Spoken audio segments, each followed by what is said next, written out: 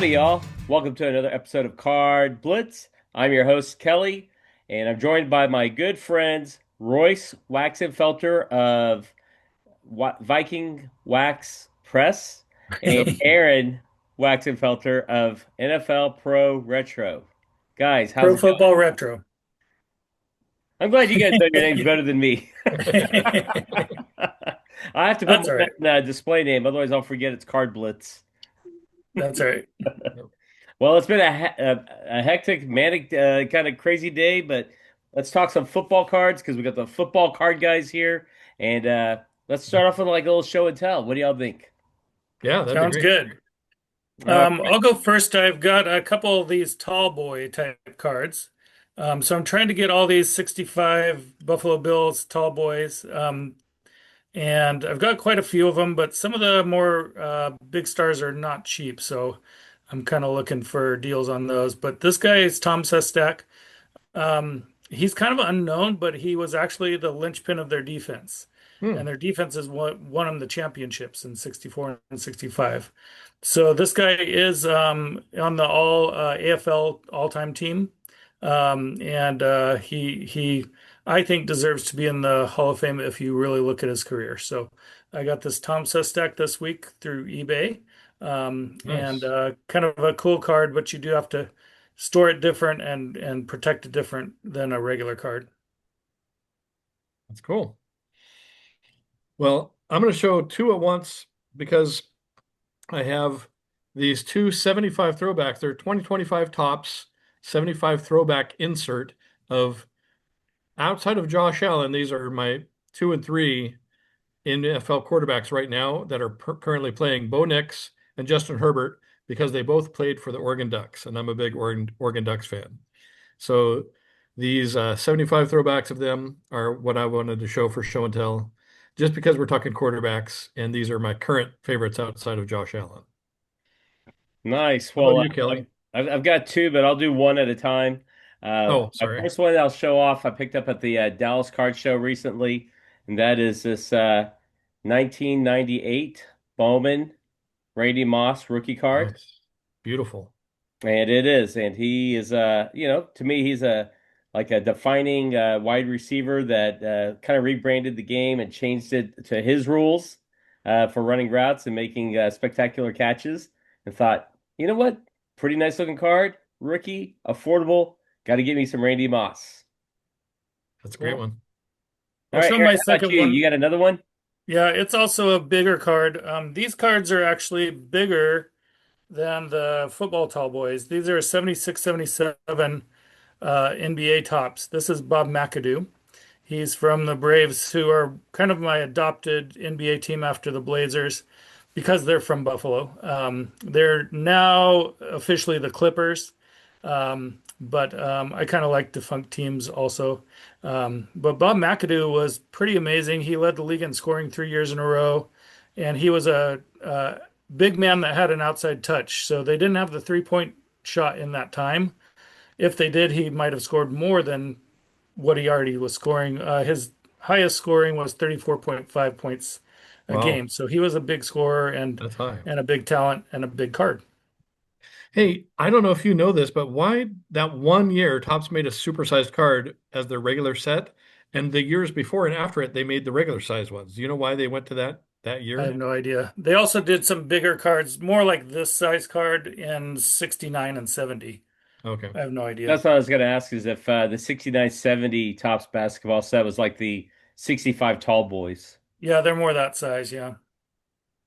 All right. Well, to round out the show and tell, uh, digging through my box of goodies here, and I found this awesome Mike Allstott Oh, cool. 2001 SPX jersey slash pigskin Oh, cool.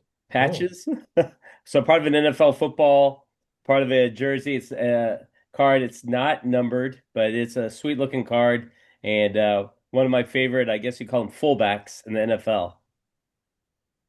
And Nice. back then, most of the jersey patches were actually game worn, right? Yeah, yes. Let me see. It says right here, it's an authentic piece of jersey and football from Mike Allstott in an official NFL game. Cool. So, yep, Yeah. official from Upper Deck. Very cool. Well then, Very nice. gentlemen, we are here to talk about our favorite 80s, 1980s, last century quarterbacks. And my understanding is that we're going to kind of do a round robin, like round five, four, three, two, one, from, I guess, one being the pinnacle most favorite QB of the 80s, correct? Yep. All right. And I think we all drew numbers, and the lot says that Aaron gets to go first, right? All right, sounds good. So my first one is Ron Jaworski. This here is a Panini 2016 Panini Classics. This actually is a pretty cool set or subset, the Panini Classics from that year. I kind of like they look a little bit like those 83 tops with the lighter team name up Hmm. here. And there's quite a few awesome players in that set. I picked him because being a Buffalo guy, he's from Buffalo area, one of the suburbs that I visited when I visited back there. So I kind of have an affinity for him. He's also really a good broadcaster. I've always liked everything he's shared. He's a really smart guy. So a couple things about him. Royce is going to like this little tidbit.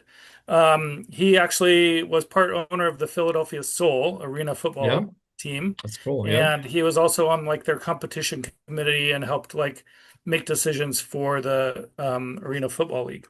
And then as far as his career goes, he was on the Rams. He got kind of spot starting some in the Rams, but when he got to the Eagles, Dick Vermeil promised him he would not pull him, and that gave him a lot of confidence.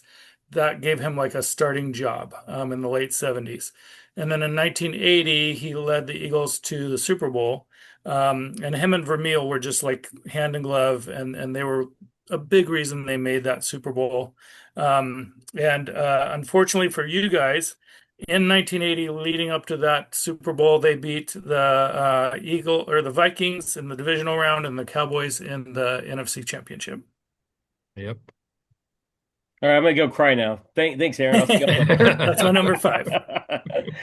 Man, that's a potent lineup of Jaws has already taken out our teams there, right, Royce? Yeah,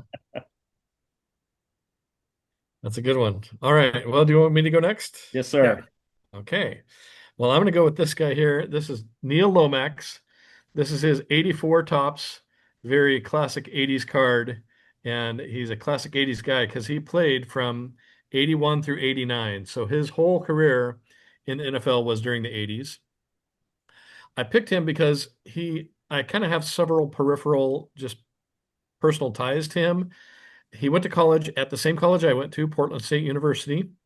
And also between 2021 and 2024, he was the QB coach at George Fox College, where my wife works. And then I also know his younger brother Terry was he was kind of the young life group leader in our area when we were in high school. So I got to know him a little bit and then ran into him last year again. He's still doing great, great guy. So his younger brother is awesome. And just that personal connection we have with him is why I chose him. But he also I'm going to try to do like an NFL fun fact and a did you know? Fun fact is that the year this card came out in 84, he had his best year passing for 4,614 yards and 28 TDs. And did you know that Neil led the league in passing in 87 with 3,387 yards and made the Pro Bowl in 84 and 87? I did not know that. Yep. There you go. Fact. Man, I'm learning something new from both of y'all today. Cool. For my number five, um, it's none other than the Snake when he joined the Houston Oilers, and that's why I picked him for my number five. I was so excited. Him and Earl Campbell going to be on the same team and another Texas team. So 10-year-old Kelly was super stoked when he got traded from the Raiders to the Oilers. And I thought, man, this now that they've got a QB, they're going to take care of business with the hated Steelers of all, hated organizations. And well, things didn't turn out that well for old Kenny Stabler here. But this 1980 Topps card number 65 represents him in his Oilers uniform, minus the Derrick. They didn't have the licensing back then, but Still, it's a cool the stripes and everything. So y'all know that. Um, the NFL fact I have for young Kenny back then was that he directed the Oakland Raiders in the 70s to five consecutive AFC championship games. Nice. Five in a row. Like, and, and unfortunately for him and the Raiders, they lost to the Dolphins in 73, Steelers back-to-back years, 74, 75, won it all, 76. And then in 77, they lost it to the who was it that they lost to? Rams, I think, right? Broncos. Broncos, because the Cowboys took on Oh, the Broncos in that Super Bowl. oh, that's right. Yeah. Yeah, yeah. Sorry. And for my did you know, uh, Sailor lost his starting gig in Oakland to Jim Plunkett of who was picked up by the Raiders in the 1980 NFL wildcard game. Uh, 27-7, two picks. But I thought that was kind of interesting. The fact that like the organization Stabler's usually associated with, and then you go to the playoffs, you face that former organization and you lose. So that's my did you know? That's cool. Cool. Cool. Thanks for sharing. Yep, All right. Aaron, round four, right? Yeah. So my Yep. number four is Brian Sipe. I actually have two cards because he played for the Browns at the start of the decade. It was the Cardiac Kids Browns. That's a 1982 tops. And then he went to the USFL. He played for the Generals and the Bulls. And I picked him because I have an affinity for the USFL. I really like that league. We got to go to the games that were here in Portland and just love that league. So, him being a big NFL star and going to the USFL is why I chose him. And Sipe, he was a prolific passer.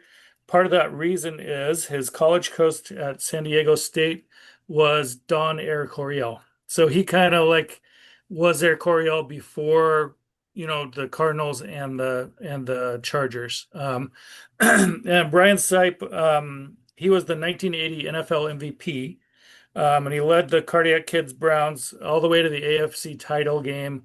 They almost won that AFC title game, but the Raiders beat them kind of on a last second deal. But you know, that was kind of his pinnacle was 1980.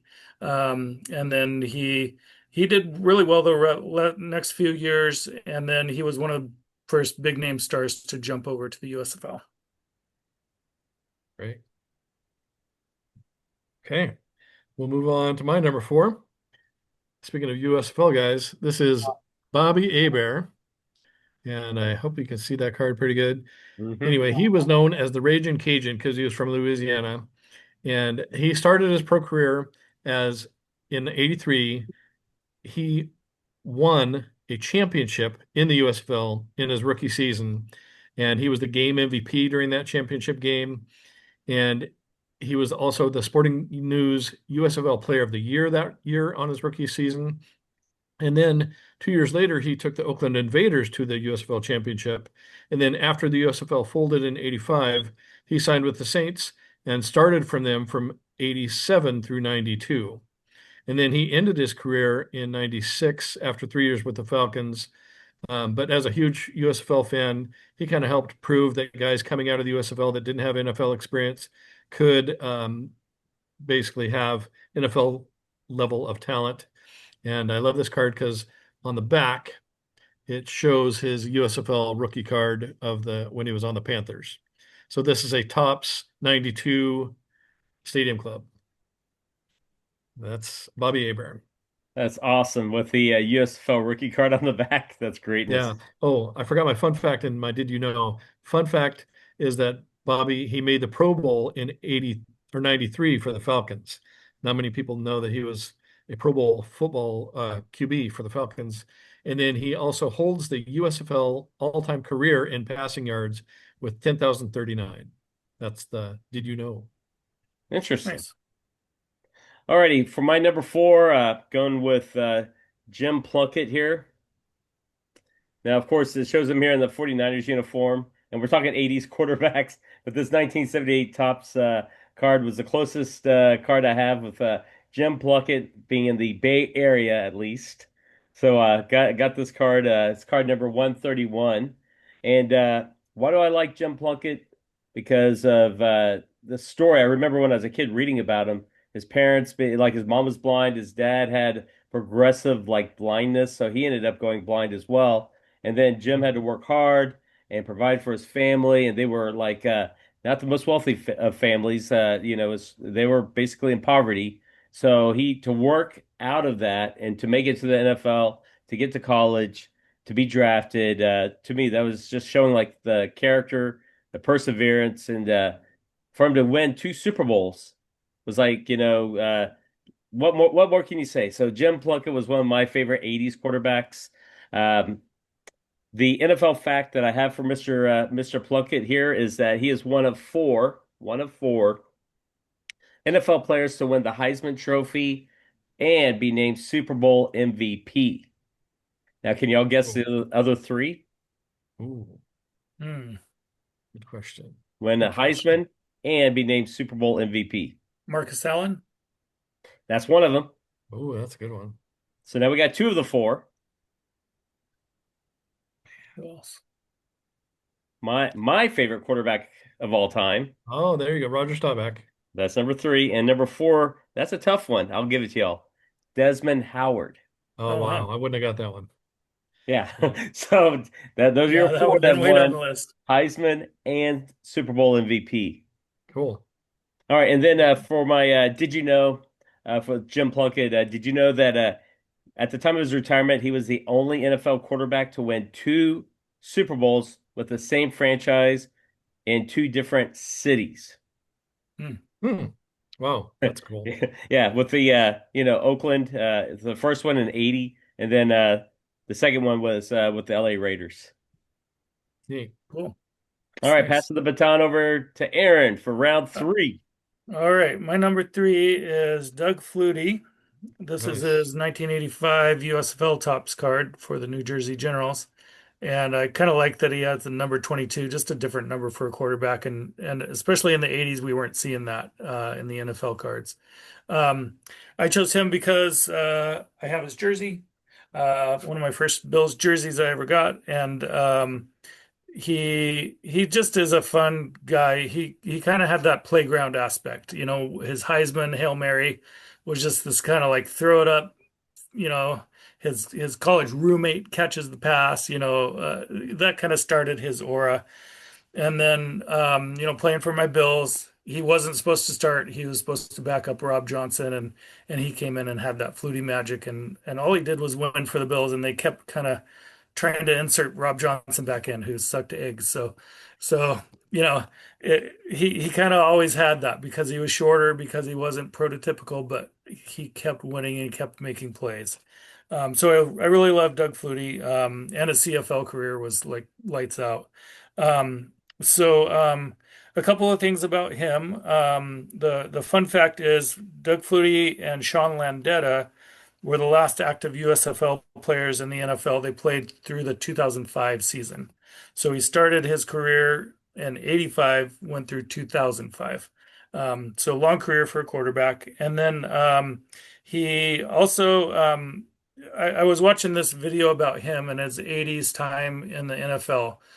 He wasn't that great in the NFL in the 80s, but part of it is because his coaches, Mike Ditka for the Bears and Raymond Berry for the Patriots, were very conservative. And they just didn't want to turn the ball over. They didn't want to make a mistake. But Flutie, he wanted to play free. He wanted to play like schoolyard football, sandlot football. And he just felt so constrained by like, oh, if I throw an interception, they're going to pull me. Or if I make a mistake, they're going to pull me.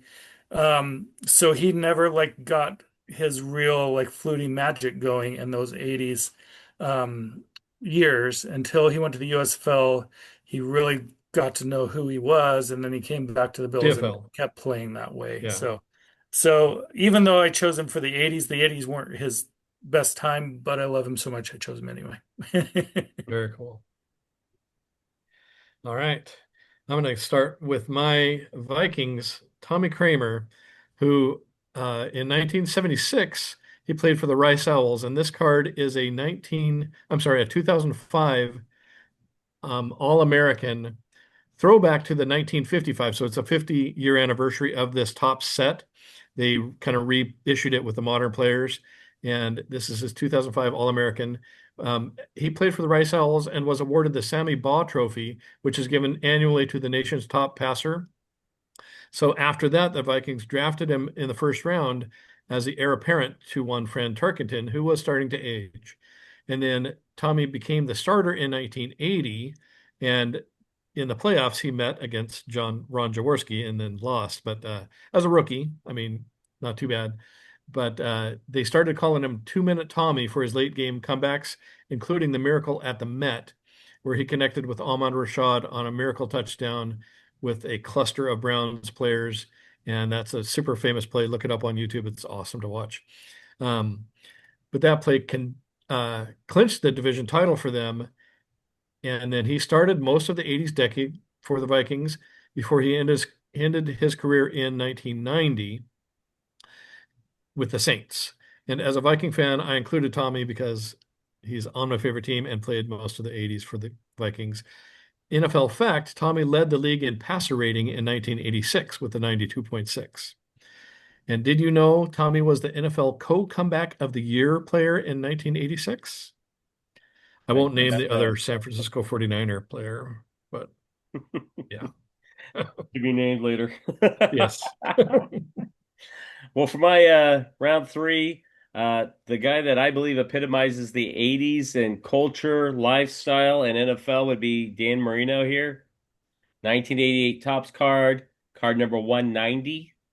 NFL fact, Dan Marino threw the most TD passes of the decade in the 80s with 220, but also in the 1990s, he had the most passing yards of the whole decade with 33,508. Wow. So I know as a Bills fan, you probably hate Dan Marino here, but the guy was in Ace Ventura, Pet Detective. Like, you can't hate that, right? Maybe. All right, round four, passing the baton, or round two, right? Round two. Yeah, we're on to two. Yeah. Counting is it's a sport. Yeah. Cool. All right. So my number two is Randall Cunningham. This Nice. is his 87 Topps card where he still had the Jerry curl going there. And he was actually still backing up Ron Jaworski at this point. But after Buddy Ryan came in as the coach for the Eagles, Buddy Ryan kind of really wanted to start Cunningham. Even though Cunningham was kind of unpolished, he gave him like half and half duty. And then the next year, 87 is when he really took off after this 86 campaign. But yeah, Randall Cunningham, he was such a different guy. He was one of the first really, really athletic running quarterbacks, kind of a Lamar Jackson before his time or Michael Vick type guy. Um, and he also punted sometimes. He had a 91-yard punt, and Yeah. he had a really high punt average. He also had a 95-yard TD pass. One of his most famous plays, unfortunately, is against the Bills. Bruce Smith had him in his clutches in the end zone for a safety. He wiggled out of that, did a 360 spin, hucked the ball down, and made a 95-yard TD pass after eluding Bruce Smith. Wow. So both those things were pretty amazing. And he had a career rushing average of 6.4 yards. So he was great at passing and running. And the fun fact is, he's an ordained minister, and he was the Raiders chaplain in Las Vegas from 2020 to 2022. That's cool. And he broke most all of Fran Tarkenton's quarterback rushing records. Yeah. Because before that, Fran had all the rushing records at the QB spot.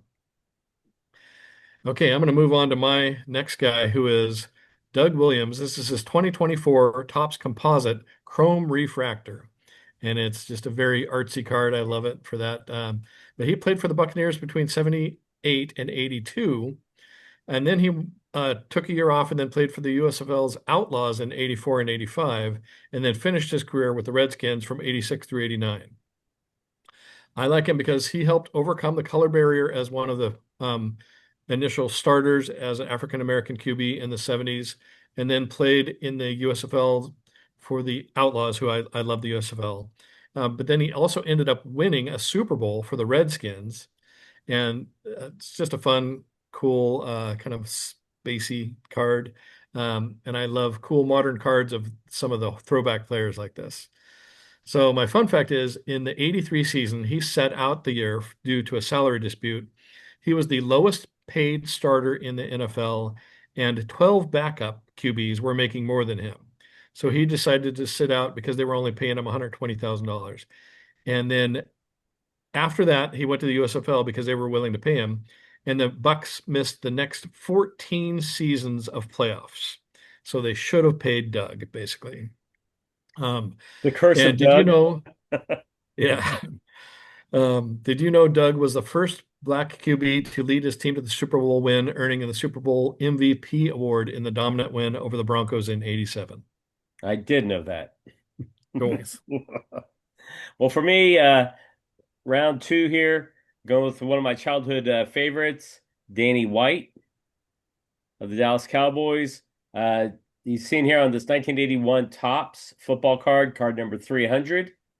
And like I said, watching him with the Cowboys in the late 70s, he was a punter, backup QB kind of guy. He was heir apparent to Roger Staubach. And so for me, like when he made that transition to starting QB, Danny White was the man. And so, even though he led the team to three consecutive NFC championships, and we already talked about the first loss with the Eagles, second one happening with the 49ers, and the third with the Redskins. It was, those were tough times on Danny, but Danny White was resilient. He kept battling back, coming back. Didn't shake him up too much.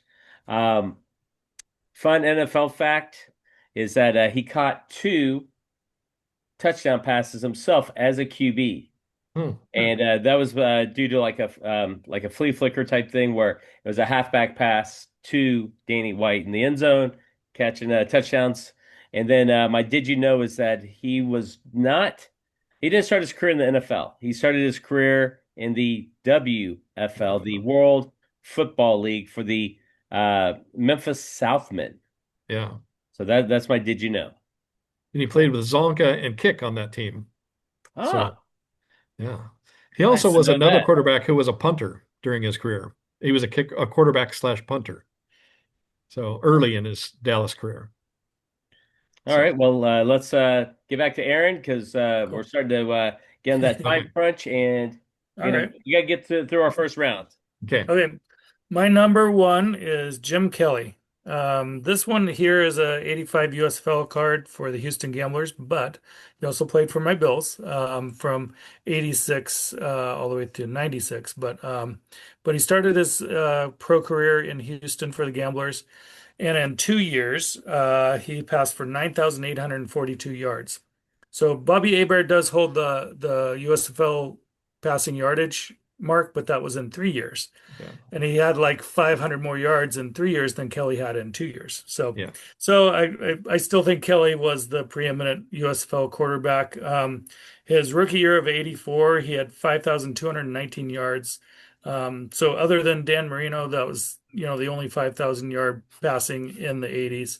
And he had that run and shoot offense with Mouse Davis. And he really kind of, got his bearings and got his kind of gunslinger attitude there in Houston, and he transferred that over when he got to the Bills and did the K gun. So I'm really thankful that he was in the USFL just because I like the USFL, and it helped him out later get the Bills to their Super Bowls and helped him, be our best quarterback until now. Josh may take that over in the next year or two. But Jim Kelly, I've got tons of his pictures, posters up on my walls. And as a kid, he was the one I had a big full size poster of, and was like, okay, we're a good team now. Because in the mid '80s, in the early '80s, Bills were okay. In the mid '80s, we were terrible until he got back. And in '87, '88, we started turning it back around because of Kelly and some other players like Bruce Smith.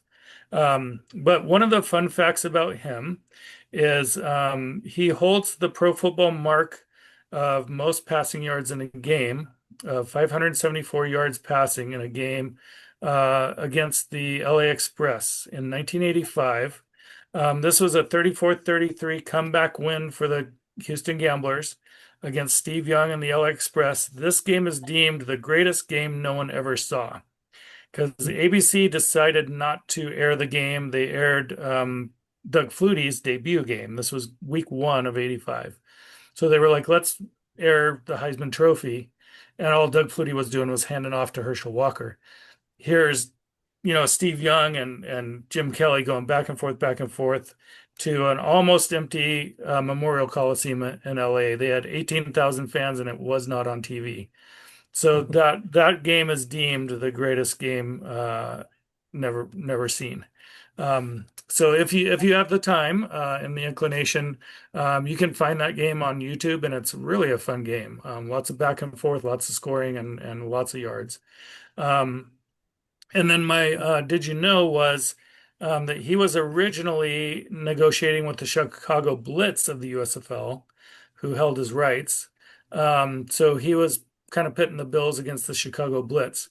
But when it kind of wasn't going anywhere, the USFL decided to let him decide where he wanted to play, and he wanted to be in the South because he wanted warm weather and he went to school in Miami. So they said, you can pick your team.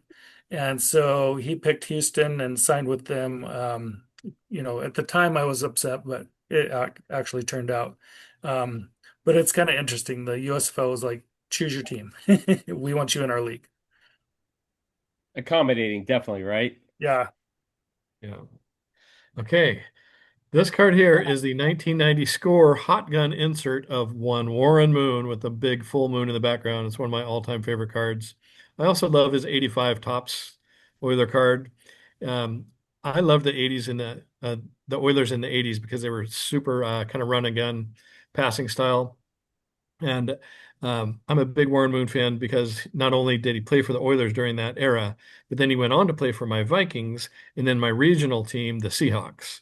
So, NFL fun fact, Warren was the NFL's Man of the Year in 1989. And did you know, before his prolific NFL career, Warren Moon led the Edmonton Eskimos in the CFL to 5 Grey Cup championships?